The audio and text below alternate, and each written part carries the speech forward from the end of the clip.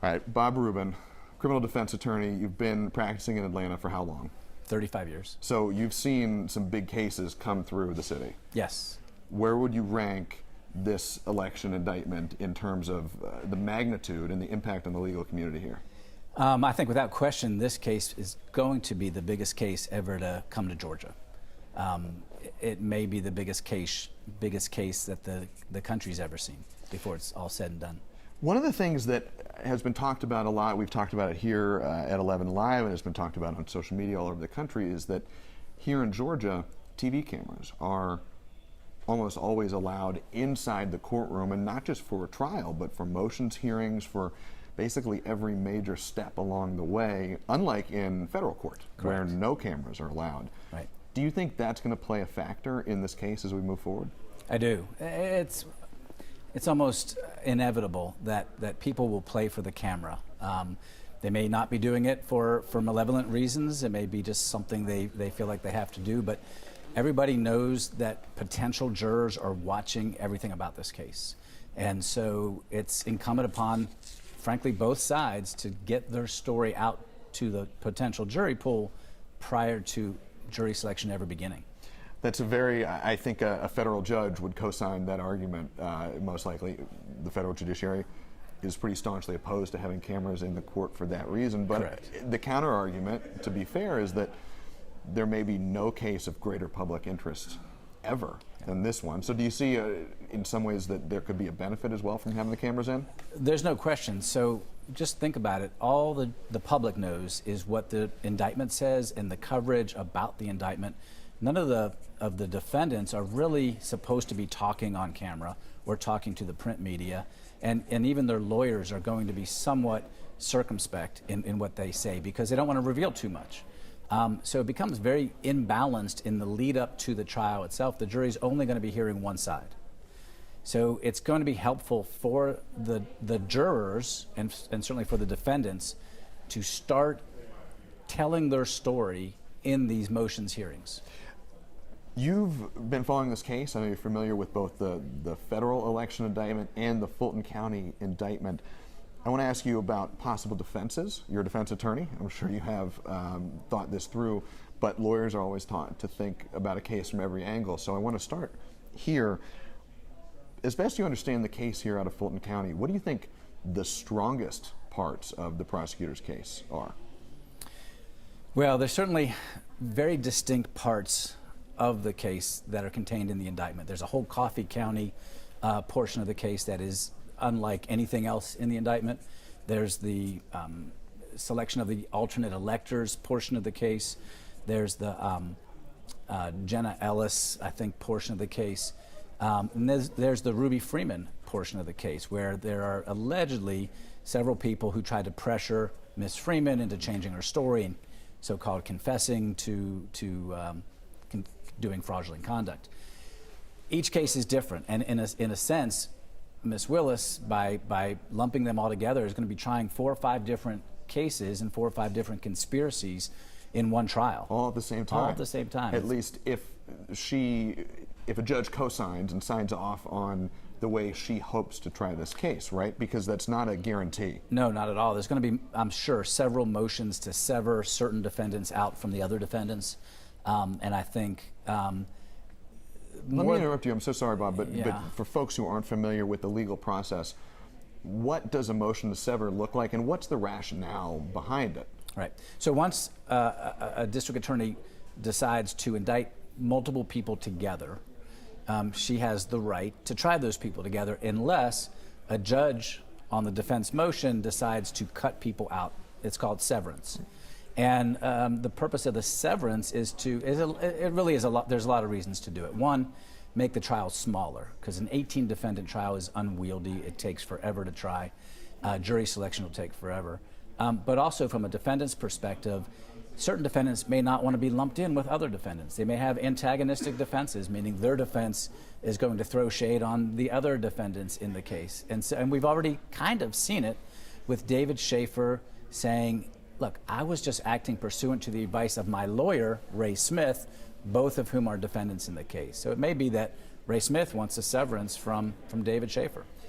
it seems like undergirding all of that is sort of a fairness argument, where if you're a defendant who is perhaps charged with only a few of the counts of this rather large indictment, you may not want a jury to be listening to the evidence for another defendant, also seated at the same table as you in the same trial, who perhaps is facing many counts, and there's lots of evidence. If you're that individual who played an alleged much smaller role, the defense might argue it's in a fairness interest, a justice interest, to make sure that a jury doesn't mix up evidence that applies to one defendant versus another. Is that am I getting that right? 100%. So there's a real fear that evidence against one defendant will bleed over into another defendant's trial, essentially, and the jury won't be able to differentiate between the different actors in the case. So I teed you up and I said I want you to talk about strengths of the case, and we've unsurprisingly moved into defenses, but I want to get there in a moment. But to circle back, this seems a somewhat unusual case in that what we can anticipate, we obviously don't know for sure. We've read the indictment, but we haven't seen discovery. That's not public at this point. Right. But some of what we can, I think, reasonably expect will be pillars of evidence of the case are public knowledge now. There is surveillance video inside the Coffee County Elections Office. Much more famously, there's the phone call between former President Trump, Mark Meadows was on the call, and Georgia Secretary of State Brad Raffensperger.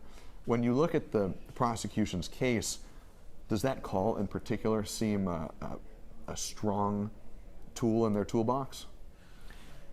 I've listened to the complete call. I don't know if the complete call has been played for the public. I think that phone call alone is very ambiguous. I think when Donald Trump is talking about finding 11,870 votes, he's also talking about what he claims is fraud in various counties in the state of Georgia. So what I heard him saying is, all you got to do is find those fraudulent votes and I win. That's not a crime. That's not telling Brad Raffensperger to just find any votes. I understood it to be find the fraudulent votes. Now, there's a lot more evidence that's going to be coming in giving context to that call, but I don't think that call really is what it's been portrayed to be in the media. Now, I think, and I'm glad you raised that point, I think prosecutors, I feel reasonably certain saying I'm sure of this, I think they would say that yes, you can listen to the full, I think it's a 62-minute phone call. You can argue that it's ambiguous. I think they would argue that comments made when taken as part of a whole of an effort, what they're saying is a racketeering enterprise, amounted to a pressure campaign against Secretary of State Brad Raffensperger to maybe not outright say you need to go and find and get enough votes to flip the result, but an insinuated instruction might be the argument of prosecutors. Could you see that being an avenue they would drive down? Absolutely, but the problem is, and we don't know how it's all going to play out. And I'm glad you flagged that, because again, this case could take a lot of different turns, and likely will as we move forward. Right. That said. So when you're talking about what's meant implicitly, what's not said, that becomes very murky. It's hard for the prosecution to ask the jury to read a defendant's mind. You do have to do that sometimes, but it's a lot easier if what the defendant is thinking is said explicitly rather than implicitly. Let's shift to, I think, more comfortable ground for you. Not that you're uncomfortable with this, but defense. Yeah. What do you think the most likely defenses will be for, let's start with the former president? I think the former president's defense, again, without knowing his case, will certainly be it is his duty to make sure that the election was held fully and fairly, that all votes are counted. He had information and reason to believe, based on maybe advice of counsel or other people, that the election in Georgia and other places was not held without irregularities, and he's entitled to press to make sure it's completely fair. So when he's trying to talk to officials like Brian Kemp and Brad Raffensperger and other people, he's doing so only in an attempt to get a full and fair election. Now, the former president is also accused and charged with making false statements, including on that phone call between himself and Georgia Secretary of State Brad Raffensperger. Taking the RICO charge out of the picture, there were claims that the former president made on that phone call that have not been borne out as true. They seem pretty unequivocally untrue. Does that strike you as a more legally hazardous portion of this case for the former president? It's certainly a problem if the prosecution can prove that he knew the statements were false when he made them. We make false statements all the time. We act on misimpressions about what the facts really are all the time. So making a misstatement or saying something that you think is true that's not true, that's not a problem. It's only if they can show he knew it was true at the time he made it and that the statement was material to some element of a crime. Mm-hmm. Let's talk about procedure moving forward. Sure. We are, for full disclosure, we're taping this around 2:20 in the afternoon on Thursday. It's expected that former President Donald Trump will arrive in Atlanta later today to surrender to authorities. You have been representing clients in Atlanta for a long time. I know that you have taken them to the Fulton County Jail to be booked. How different will this experience for the former president be compared to the average defendant turning him or herself in? So this is the concierge version of the Fulton County Jail. He's going to be going into the jail probably with at least one, if not two, Secret Service agents with him. He's got an appointment to go to the jail. No one gets an appointment to go to the jail. It's not just President Trump. It's all of the defendants have been able to make appointments to get in and get processed. He's not going to be put in a tank with a bunch of other people who are there for DUI and other terrible things. He's going to be held outside of any holding cell in a regular just room with seats. He's going to be escorted station to station for his fingerprints, which are not going to be the old ink pad. It's going to be digital. He's going to have a mugshot taken front and side, and then he'll fill out any paperwork he has to fill out to give his bond information. And then he'll be out. And the whole thing might take 15 to 45 minutes, 60 minutes at the most. But it will be quick. Which is unusual. It's not the way the average person would be processed through the jail. How so? Why do you say that? Well, first of all, the average person gets picked up involuntarily. They're not surrendering to the jail. They're brought in. They don't have security detail attached to them. They're put in a holding cell where they're sitting possibly for hours waiting to be processed. And then once they're processed, even if their bond has already been posted, they can sit for additional hours while the jail takes its time processing them out. I've had clients sit in the Fulton County Jail after posting bond another 24 hours. That is not going to be the case today. That is not going to be the case. For security concerns, chief among them. I mean, the Secret Service just would not allow that. Not just Secret Service, but it's not going to happen for any of the defendants in this case. Let's talk downrange now a little bit. We've touched on this topic throughout our conversation here. One of the unique components of this case, I shouldn't say unique because there is some precedent. There's another very large RICO case underway in Fulton County right now in the YSL case. Right. That said, one of the defining components of this case is its scope. 19 defendants, including former President Trump and other very high-profile defendants. Right. How will this impact the court system for other defendants in Fulton County? First of all, you have to assume it's going to be held in Fulton County, and it won't go to federal court. But assuming it's in Fulton County, it certainly ties up Judge McAfee for a long time. This case is going to have multiple dates for hearing motions. And then the trial itself with jury selection and the trial will take months, assuming there's some number of defendants still left by the time a case gets to trial. It will take, I'm sure, months to get through it. So it's going to tie up certainly Judge McAfee's courtroom. It will tie up a lot of resources in the district attorney's office. There's no question. And we say that, understanding that there are a lot of different roads that this could take moving forward, not the least of which, as you alluded to, you said, depending on how many defendants there are still left when trial comes. From that, I'm assuming you're referencing the not uncommon pressure for some defendants to plead out. Correct.